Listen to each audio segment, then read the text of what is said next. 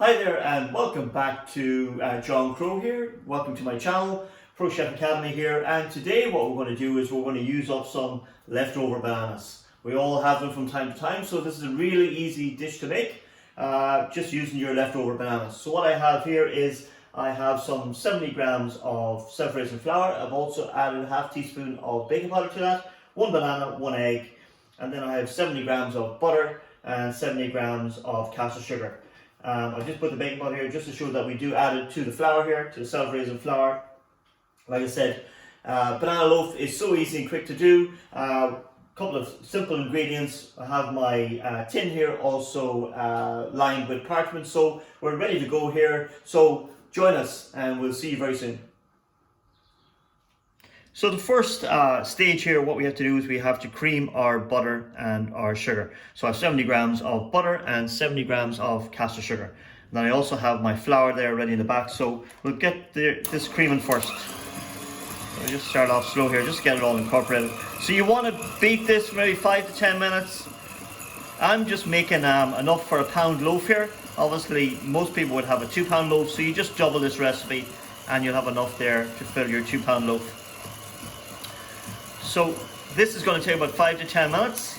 And we want this light and fluffy. By doing this there, we're going to incorporate air into this, so it's going to make it nice and light, and that's what we want here. That's the key to this loaf. So just keep beating this 5 to 10 minutes.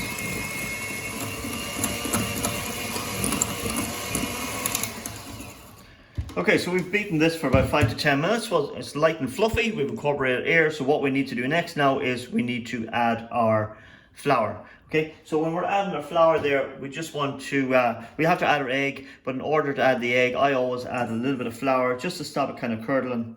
Just makes just a little bit of flour. Now I've also sieved my flour about 3 times, obviously to aerate it, to make sure there's no foreign objects in there. And just to ensure there that the baking powder that we have added there is well distributed. Okay, so we'll just work in this flour just a little bit, and then we can just have a beaten egg here, and we'll just add a little bit at a time. It's a small mix now, so it's not going to take that long to incorporate the egg in. Just give it a good beating there before you add any more in. And then I'll add just another little bit of flour there, again there, just so the mix doesn't kind of look like it's curdled. There, like that. So I'll just add another little spoon of flour, like that, before I add the last of my egg.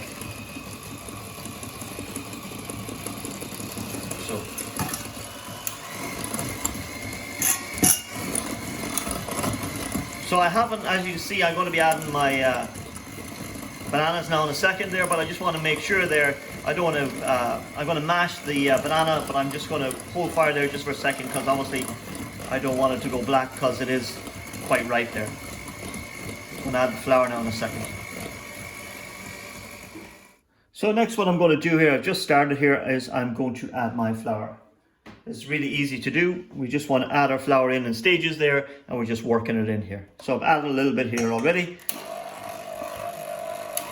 Like that. You can see in the background there as well that I've also got my banana now mashed, and it's ready to add at the end. It's really easy to do, won't take very long.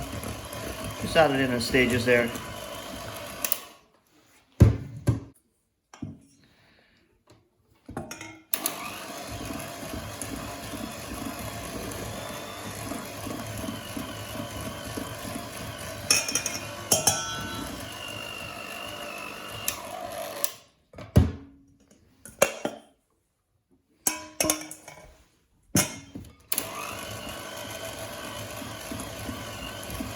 Get it all mixed through, and now we're going to add our mashed banana. So I just mash it with a fork, so it is slightly chunky there still, which is nice. It's going to give it a little bit of texture to our bread, or you could just put it through a food processor. There we go. Now if you wanted to just to lighten this a little bit, we could add just a little, maybe like 50 mils of milk to this, and that would just help lighten the mix just slightly. It depends on your bananas.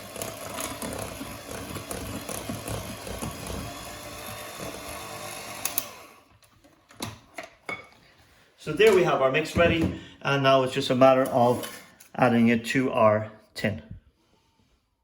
So here we have our beautiful banana loaf mix ready, nice and light, and it's just a matter now of adding it to our already prepared tin with our parchment. Really easy, simple to do, quick to do, fantastic then with a cup of tea in the afternoon. Great way of using up your bananas if they have become overripe. Let's pop that in there.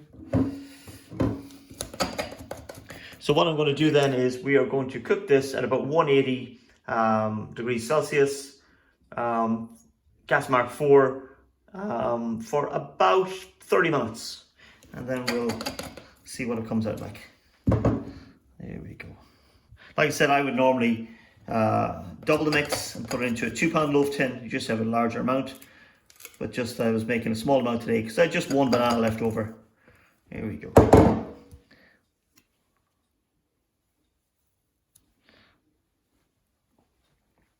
So a little tip then, if we want to just leaven this out, if you have a little drop of hot water in a jug, what I would do is just dip my spatula here into hot water and then just smooth out the top of it just before I put it in the oven, just to make it nice and even looking. So there we have banana loaf ready for the oven. So here we have our banana bread we've taken out. I left it in the tin there for about 10 minutes after I took it out of the oven. Like I said, we gave it about half an hour there to cook. So fantastic, you see it slips out quite easily. It's lovely and light there now as well. So what we're going to do is, just to show you there, we are going to just cut a slice. There we go. Just a very thin slice, just to show you the texture there. So what we have there, we have a beautiful banana loaf that is rustic, beautiful there. All we need is some butter on that, and that would be really, really nice now with a cup of tea or something like that, just for, or part of an afternoon tea selection. So I hope you liked the video. Don't forget to like, subscribe and share to the channel, and we'll see you very soon again. Take care.